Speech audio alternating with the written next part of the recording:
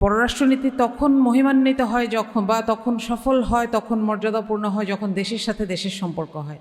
কিন্তু আমরা বারবার দেখেছি দেশের সাথে দলের সম্পর্ক হয়। আমি দীর্ঘদিন ধরে দেখছি, আমি এখন নিজেও রাজনীতিতে আসার কারণে আমাকেও প্রশ্ন করা হয়, আপনাদের দলের সাথে ভারতের সম্পর্ক কেমন? এটা একটা দেশের জন্য কতখানি অবমাননা করা। আপনারা যারা প্রশ্ন করেন আপনাদেরও এটা বোঝা দরকার।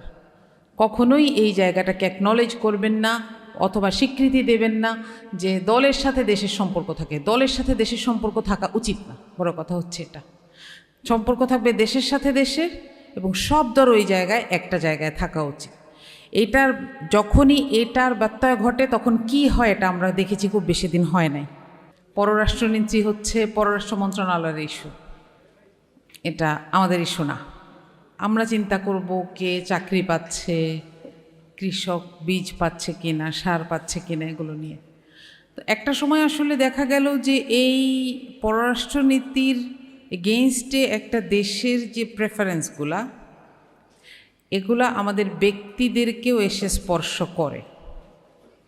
আমরা আধিপত্যবাদের বিরুদ্ধে কথা যখন বলতে শুরু করেছি তখন দেখলাম আমাদেরকে মারা হচ্ছে, আমাদের সন্তানদেরকে হত্যা করা হচ্ছে,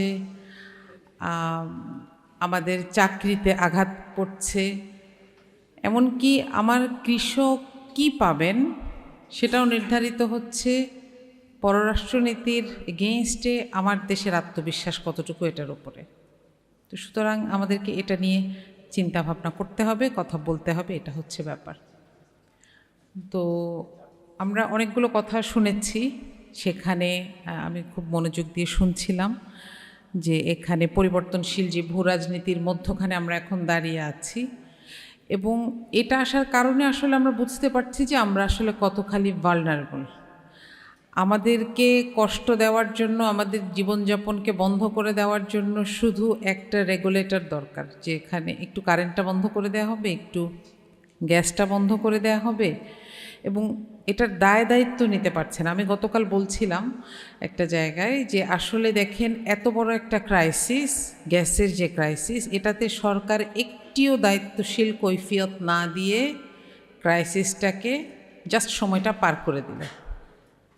কিন্তু এই সময়ের মধ্যে এই সরকারকে যারা ভোট দিয়েছেন এবং দেন নাই, এই সবাই কেমন ছিল, কেমন আছে, কেউ একটা কথাও বলেন নাই।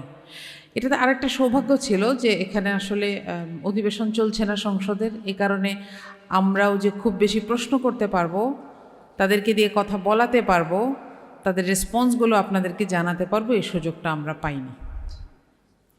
এটাই হয় আসলে।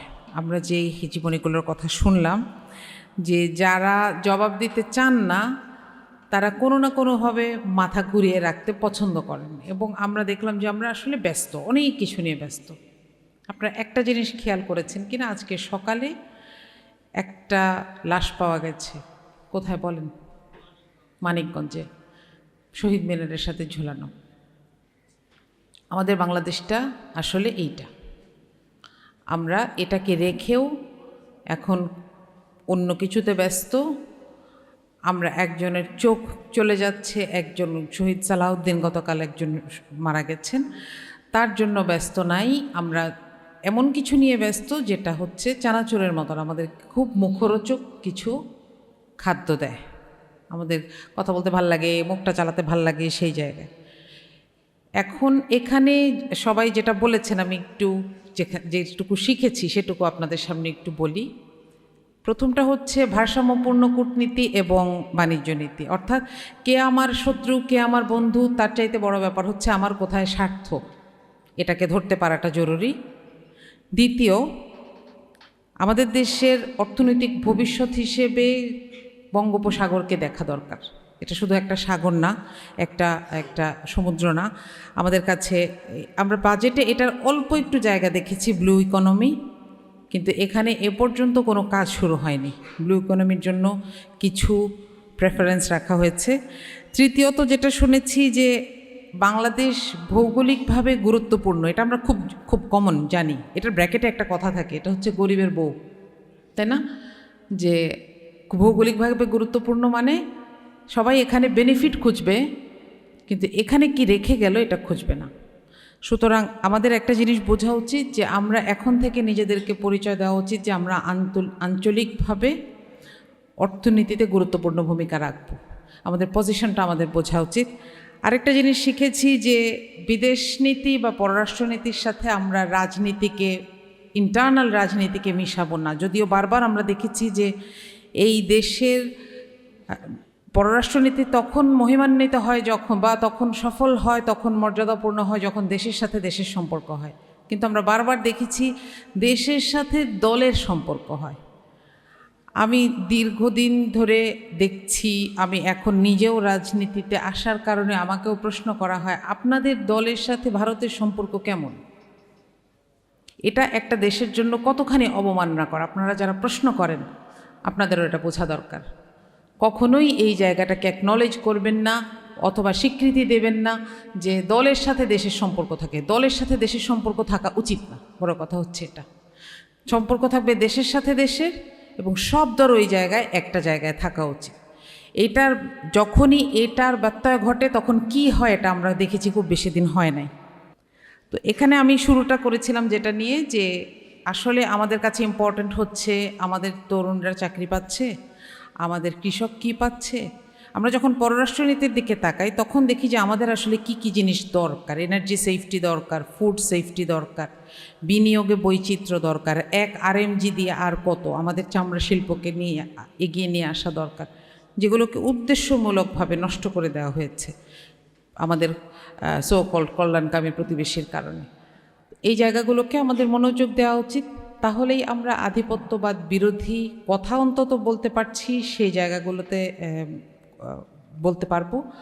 আর আরেকটা জায়গায় আমি ব্যারিস্টার ফুয়াদের সাথে একমত যে এখানে ফিল্ডটা আসলে, পেরিফেরিটা আসলে অনেক বড়, স্কোপটা অনেক বড়। এখানে যদি একটু সেক্টর ওয়াইজ আমরা কাজ করতে পারি, কথা বলতে পারি, তাহলে আমাদের জন্য বুঝতে সুবিধা যে আমরা ভবিষ্যতের জন্য কি বাছাই করব, ফোকাসটা কোথায় করব। আপনাদের সবাইকে ধন্যবাদ। আসসালামু আলাইকুম। খাঁটি ও দানাদার ঘি খুঁজছেন? ঐতিহ্যবাহী পাবনার দানাদার ঘি পাচ্ছেন আন্নুর প্রোডাক্টস ফেসবুক পেজে। আপনাদের ভরসা জায়গা হতে আমরা কাজ করছি সরাসরি পাবনার তৃণমূল পর্যায়ে। আমাদের ঘি 100% ন্যাচারাল এবং বিএসটিআই অনুমোদিত। আমরা বিশ্বাস করি গুণগত মানে এই ঘি যেমন দানাদার তেমনই এর সুঘ্রাণ আপনার ঘর জুড়ে ছড়িয়ে পড়বে। আমরা আপনাকে দিচ্ছি প্রিমিয়াম প্যাকেজিং এবং দ্রুত ডেলিভারির নিশ্চয়তা। নিজের ও পরিবারের স্বাস্থ্যের কথা চিন্তা করে বেছে নিন পাবনার আসল দানাদার ঘি। অর্ডার করতে এখনই অর্ডার বাটনে ক্লিক করুন অথবা আমাদের ফেসবুক পেজে মেসেজ করুন। বিস্তারিত জানতে স্ক্রিনে দেওয়া নাম্বারে কল করুন।